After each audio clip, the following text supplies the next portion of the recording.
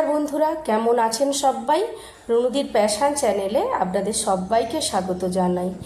অবশেষে সেই দিনটা উপস্থিত হলো। আজ তনুর মায়ের বিয়ে।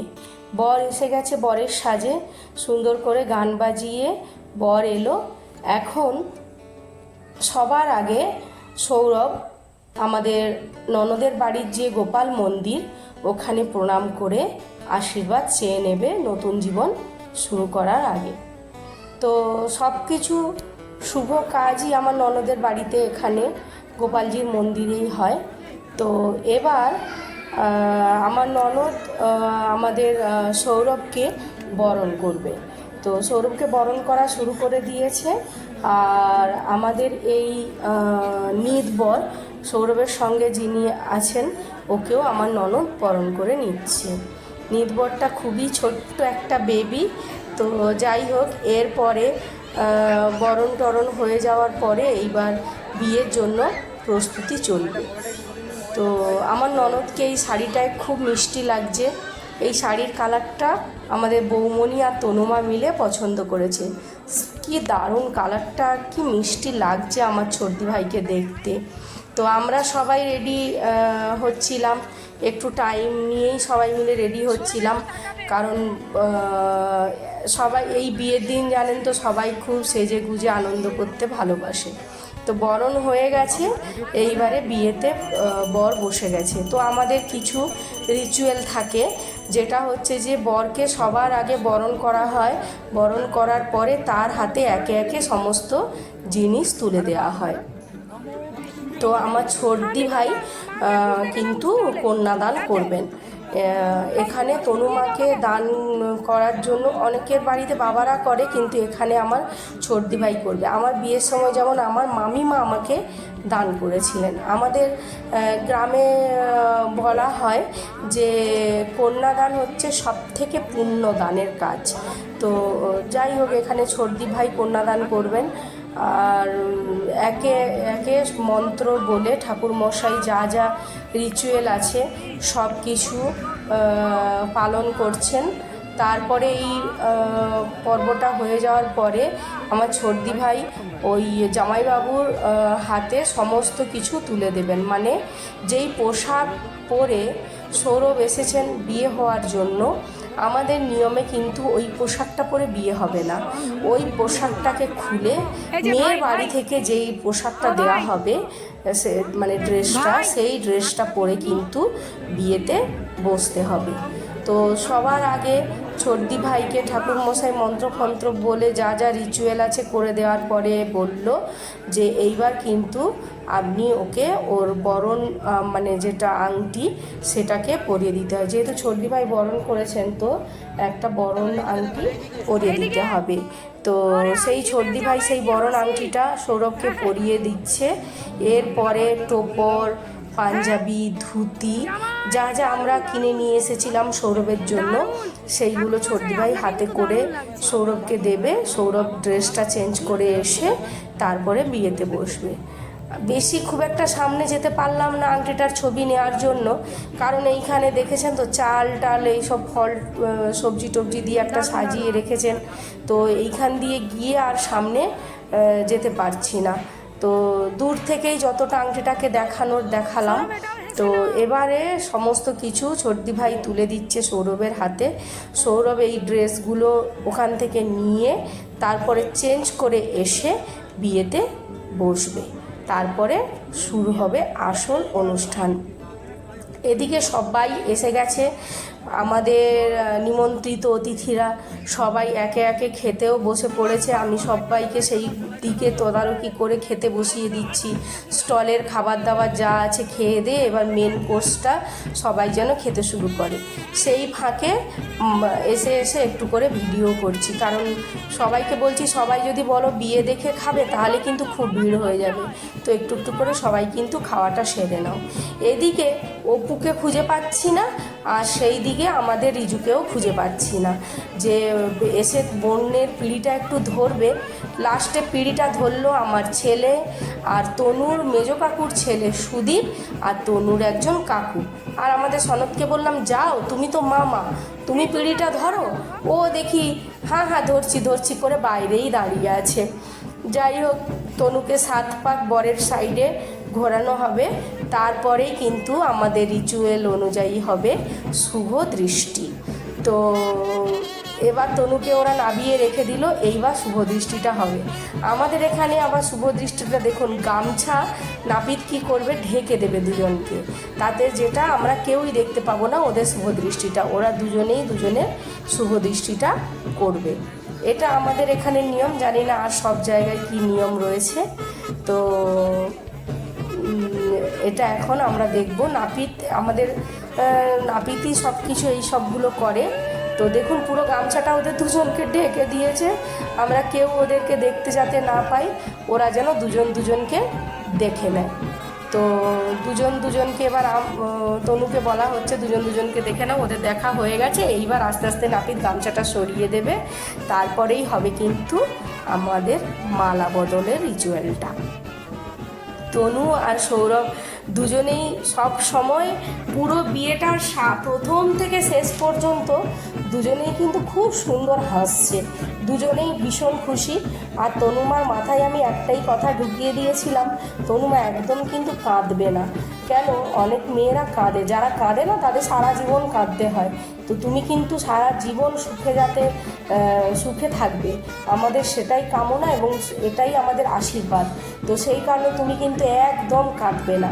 কেন কাঁদবে বলো, একটা নতুন জীবনে যাচ্ছ, সেখানে শুরুটাই যদি কান্না দিয়ে করো তাহলে কিন্তু তোমাদের নিজেদেরই খারাপ লাগবে। তো সেই শুরুটা যেন সব সময় হাসি দিয়ে হয়। তো দুজনেই সব সময় হেসে চলেছে, আমাদেরও খুবই ভালো লেগেছে, দুজনকে এত সুন্দর মানিয়েছে। আর আমাদের সৌরভ সত্যি খুব ভালো ছেলে।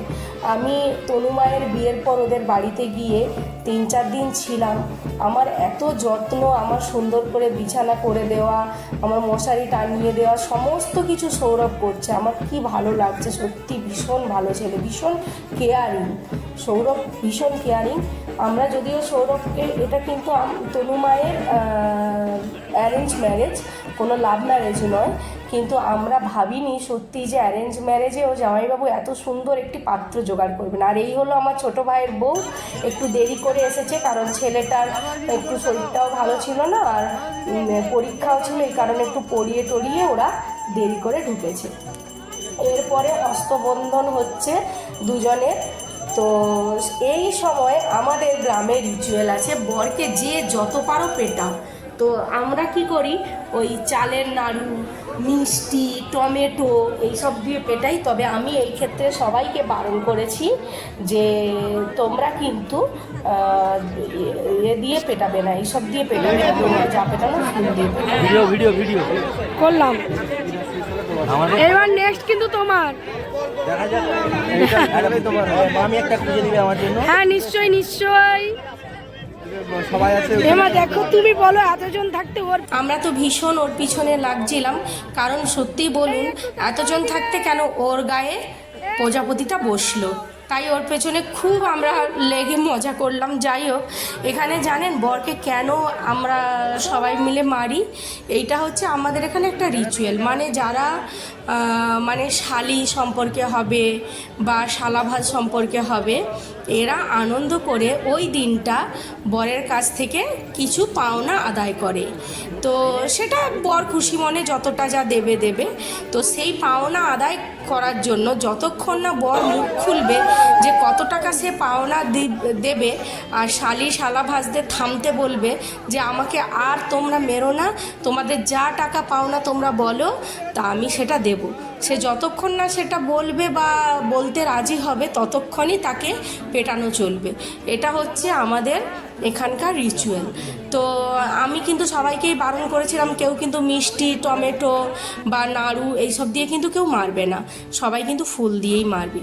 আচ্ছা, এইটা কি হচ্ছে আমি কিন্তু জানি না। ঠাকুর মশাই বললেন এইভাবে দাঁড়াতে, তো এইভাবে দাঁড়ানো হলো। তবে এইখানে হস্তবন্ধনের পরে আমাদের যেটা হয়, মেয়েকে বরের পাশে এবার বসানো হয়। প্রথমে একবার ডান দিকে বসানো হয়, তারপরে একবার বাম দিকে বসানো হয়। আর এখানে যিনি আছেন নাপিত দাদা ভাই, তিনি সৌরভকে সব কিছু বলে দিচ্ছেন যে কিভাবে সিঁদুরদানটা করতে হবে। আর একটা কাগজ দিয়ে, মানে একটা ট্রে দিয়ে দিচ্ছেন যাতে সিঁদুরটা ঝরে এসে ভালো শাড়িতে না পড়ে, যাতে ওই ট্রেটার মধ্যে পড়ে। আর এইটা তনুর এই শাড়িটা আগেই আপনারা দেখেছেন, যেটা আশীর্বাদী হিসেবে দেওয়া হয়েছিল।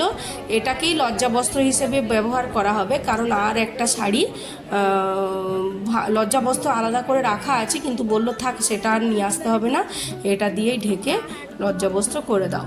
তো ঠাকুরমশাই সিঁদুরদানের আগে সৌরভকে সব বলে দিচ্ছেন এবং মন্ত্রপাঠ করছেন। আমাদের ওখানে ছোট কুনকে না, একটু বড় সাইজের খুবই বলে, ওইটাতে কিন্তু সিঁদুরদান করতে হয়। বিভিন্ন জায়গার বিভিন্ন রকম নিয়ম, কোথাও দর্পণ, কোথাও কুনকে, কোথাও আবার আমাদের বেলা যেমন এই খুবই।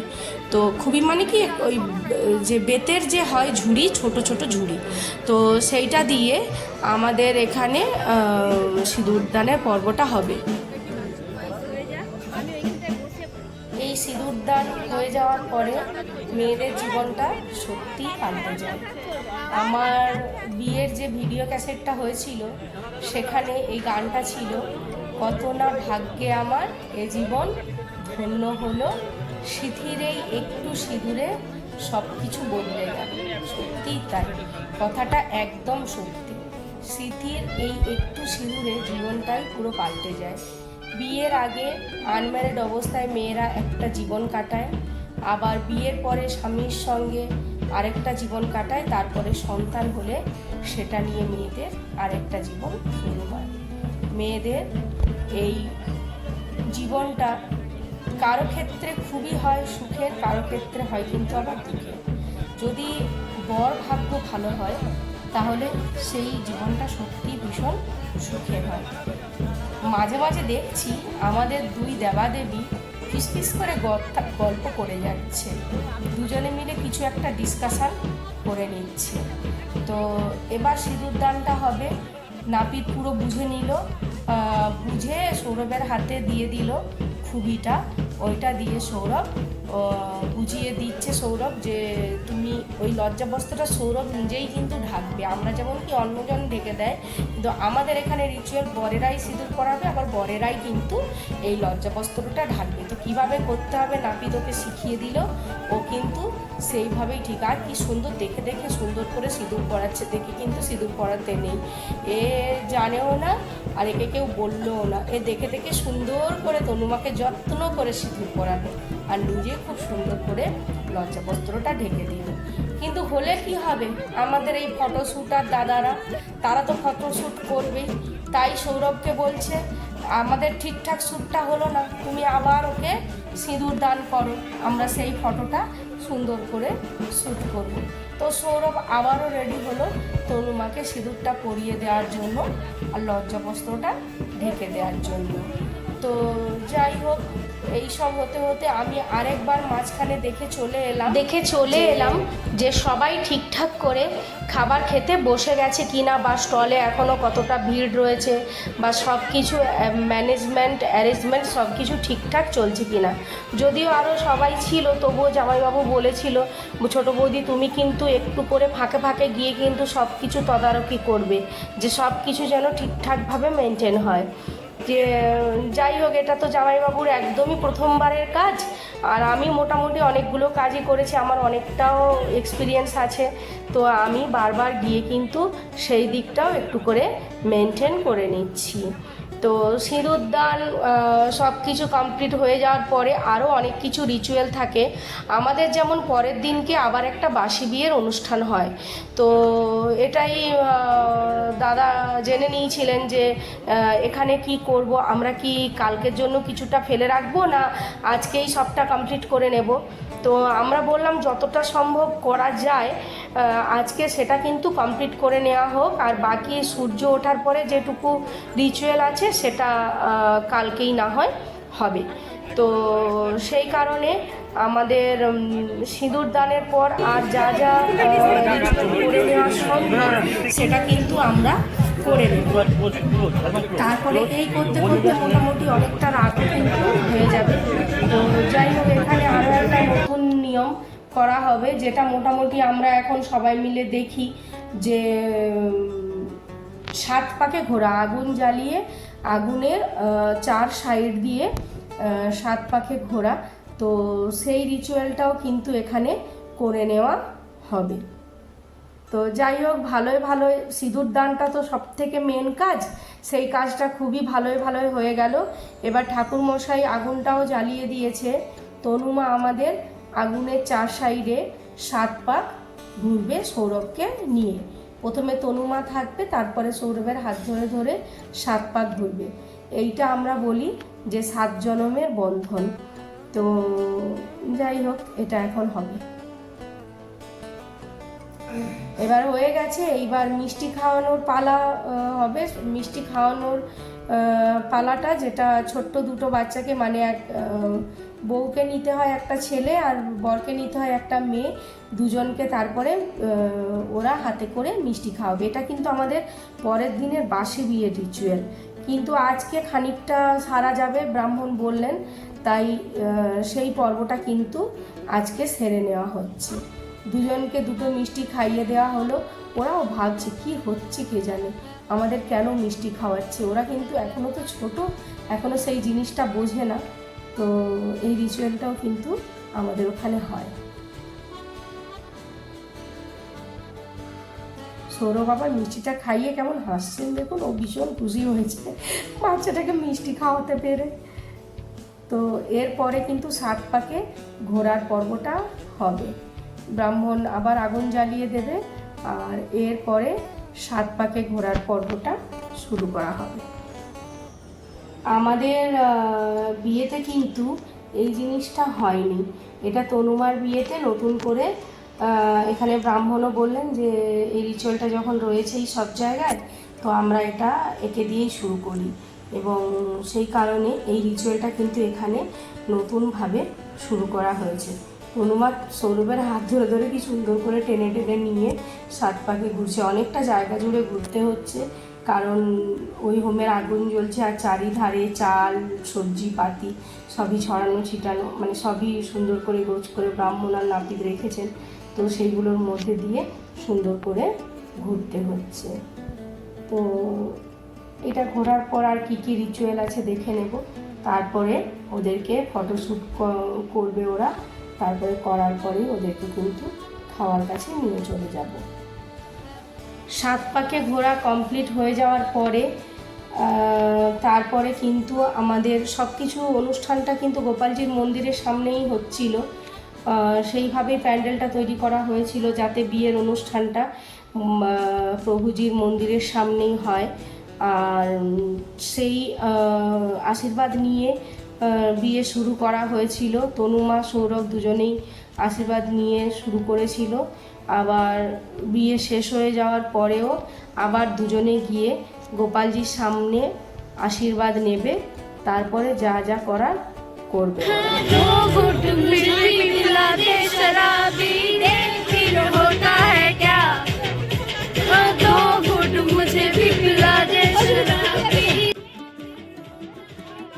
ভিডিওটা তবে এখানেই শেষ করব।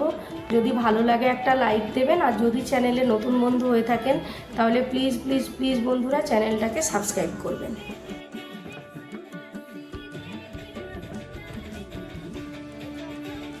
মোটামুটি এখানে রিচুয়ালগুলো ব্রাহ্মণ বলছেন যে শেষ হয়ে গেছে, আর তোমাদের দুজনকে সত্যি খুব সুন্দর মানিয়েছে। ব্রাহ্মণ বলতে বলতে হাসছেন।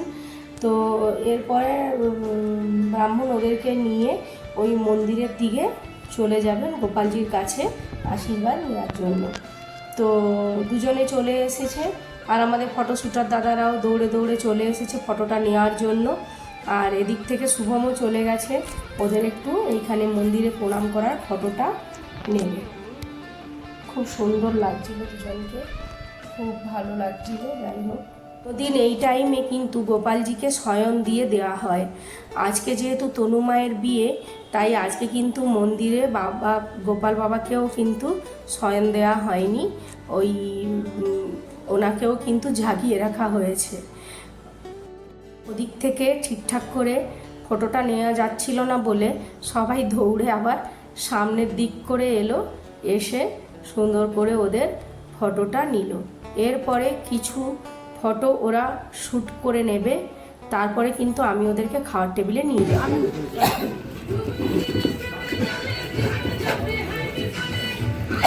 কে খাবে এটা? দায়িত্ব ছিল, মাইমাকে এটা খেতে হবে। হ্যাঁ, ঠিক ঠিক। মা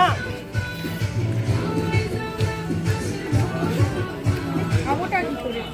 খাইয়ে দেবো বাবু, ভাগনা বাবু শুনতে পাচ্ছে না কোনো মাইমার কথা।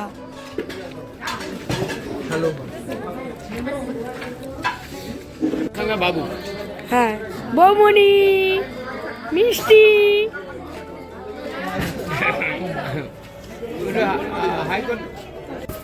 ভাগনা বাবু, মামি খাওয়াইছে? মামির কথা জিজ্ঞাসা করছো?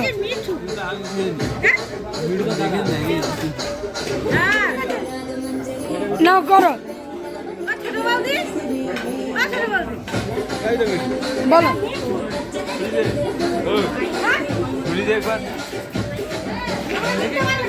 এই যে এই গোপাল এতক্ষণ আমাকে অনেক কিছু বললো।